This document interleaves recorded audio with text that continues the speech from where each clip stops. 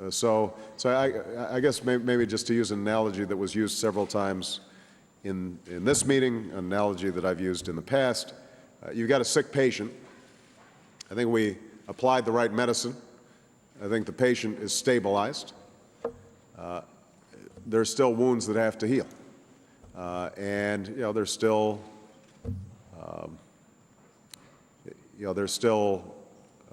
emergencies that could arise. But I think that you've got some pretty good care being applied. You had a second follow-up question? Oh, the Washington Consensus. Well, the Washington Consensus, as I'm sure you're aware, Jake, is sort of a term of art about a certain set of policies surrounding globalization and the application of a cookie-cutter model to economic growth, trade liberalization, deregulation that was popular and did help globalize and grow the economy, and was led by some of our leading economists and policymakers in Washington. I think that there's always been a spectrum of opinion about how unfettered the free market is. And along that spectrum, I think there have been some who believe in very fierce regulation and are very suspicious of globalization, and there are others who think that it's always that the market is always king. And I think what we've learned here, but if anybody had been studying history, they would have understood earlier, is that the market is the most effective mechanism for creating wealth and distributing resources to produce goods and services that history has ever known, but that it goes off the rails sometimes. That if it's completely unregulated, that if there are no thoughtful frameworks to channel the creative energy of the market, that it can end up in a very bad place. So in that sense, I think that we just went through a couple of decades where there was an artificial complacency about the dangers of markets going off the rails. And a crisis like this reminds us that we just have to put in some common sense rules of the road without throwing out the enormous benefits that globalization have brought in terms of improving living standards, reducing the cost of goods, and bringing the world closer together. All right, I've got time for just a couple more questions. I'm going to find a journalist here.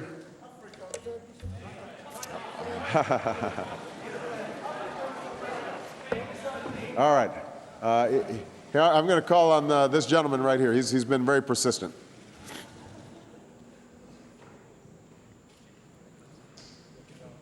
Excuse me, Rich Yang of China Central Television.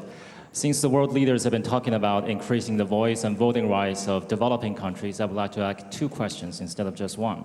First one, on behalf of China. I may choose which one I want to answer. Of course. That's always the danger of asking two questions.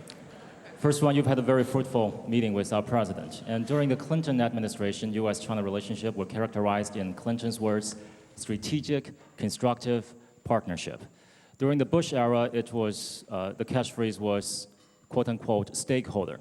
The Bush administration expects China to become a responsible stakeholder in international affairs. Have you come up with a catchphrase of your own? And certainly it is not the G2, is it? My second question is on behalf of the world. Politics is very local, even though we've been talking about global solution, as indicated by your recent preference over American journalists and British, which is okay. How can you make sure that you will do whatever you can so that bad local politics will not trump or negatively affect good international economics? Thank you, Mr. President. Well, those are excellent questions. On the first question, I'm American counterparts will tell you I'm terrible with those little catchphrases and sound bites. So I haven't come up with anything catchy yet, but if you have any suggestions, let me know. I'll be happy to use them. In terms of local politics, look, I'm the President of the United States. I'm not the President of China. I'm not the President of Japan. I'm not the President of the other participants here. And so I have a direct responsibility to my constituents to make their lives better. That's why they put me in there. That accounts for some of the questions here about how concretely does me being here help them find a job, pay for their home, send their kids to college, live what we call the American dream. And I will be judged by my effectiveness in meeting their needs and concerns. But in an era of integration and interdependence, it is also my responsibility to lead America into recognizing that its interests, its fate is tied up with the larger world. That if we neglect or abandon those who are suffering in poverty, that not only are we depriving ourselves of potential opportunities for markets and economic growth, but ultimately that despair may turn to violence that turns on us. That unless we are concerned about the education of all children and not just our children, not only may we be depriving ourselves of the next great scientist who's going to find the next new energy source that saves the planet, but we also may make people around the world much more vulnerable to anti-American propaganda. So if I'm effective as America's president right now, part of that effectiveness involves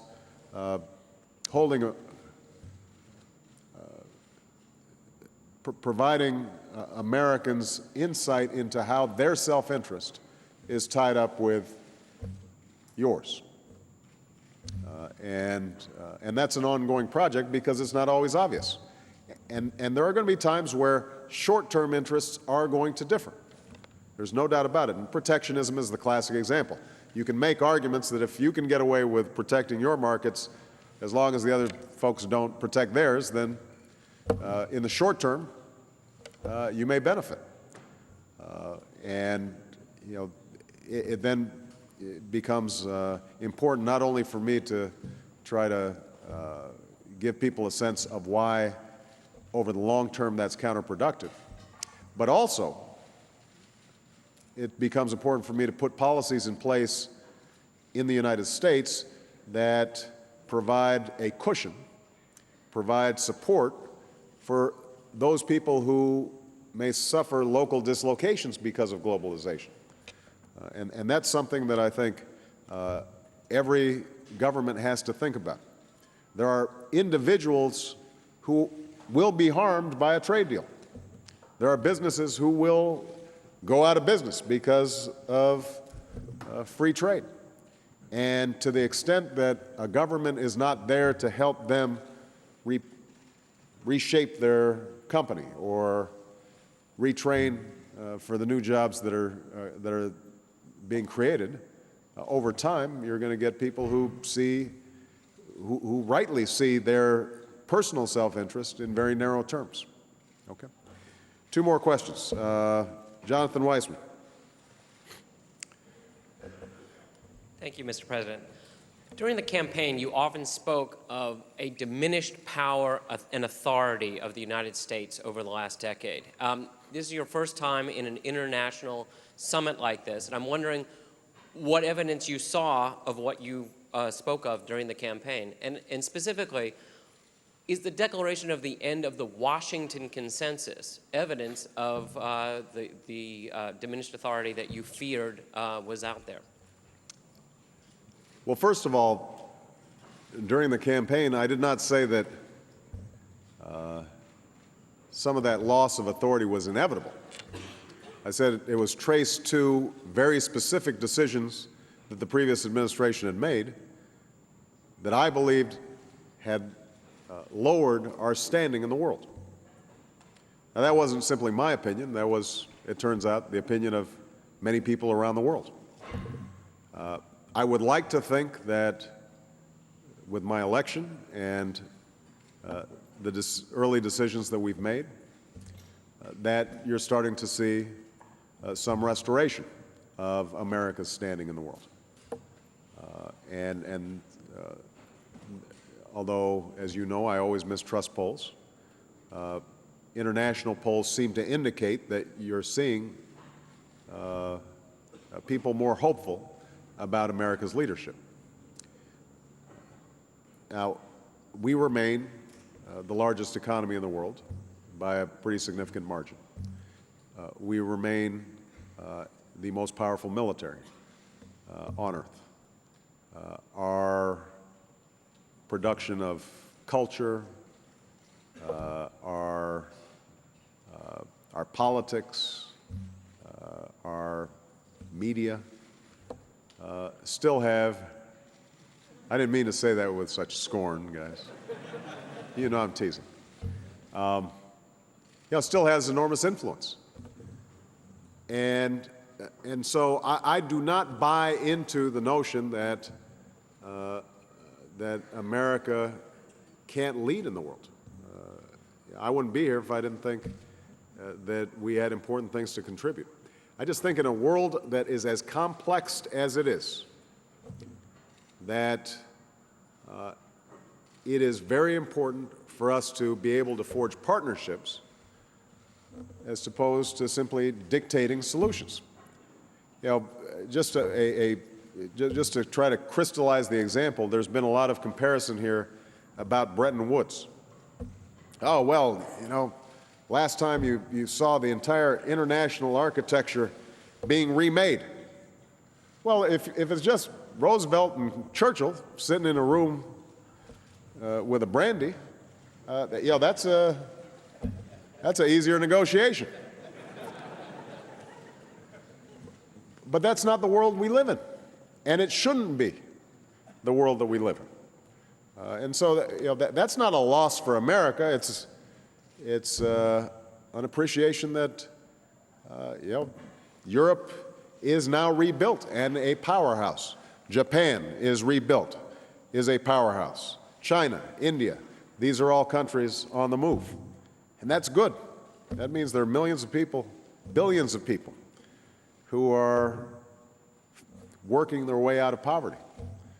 And over time, that potentially makes this a much more peaceful world. And that's the kind of leadership we need to show, one that helps guide that process of orderly integration without taking our eyes off the fact that it's only as good as the benefits of individual families, individual children. Is it giving them more opportunity? Is it giving them a better life? If we judge ourselves by those standards, then I think America can continue to show leadership for a very long time. I'm going to call one foreigner. Actually, I'm the foreigner. That's why I smiled. One correspondent not from America. And then I will...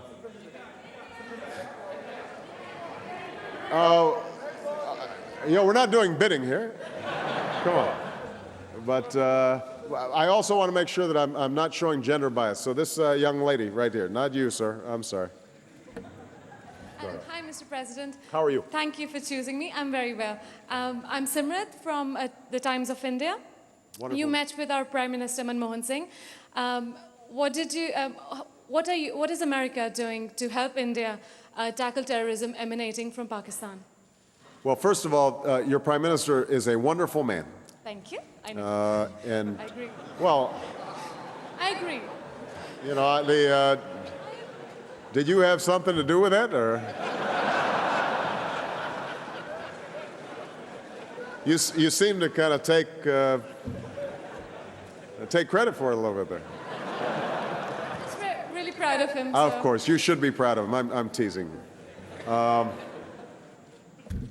I think he's a very wise and decent man and has done a wonderful job in guiding India, even prior to being prime minister, along a path of extraordinary economic growth that is a marvel, I think, for all the world.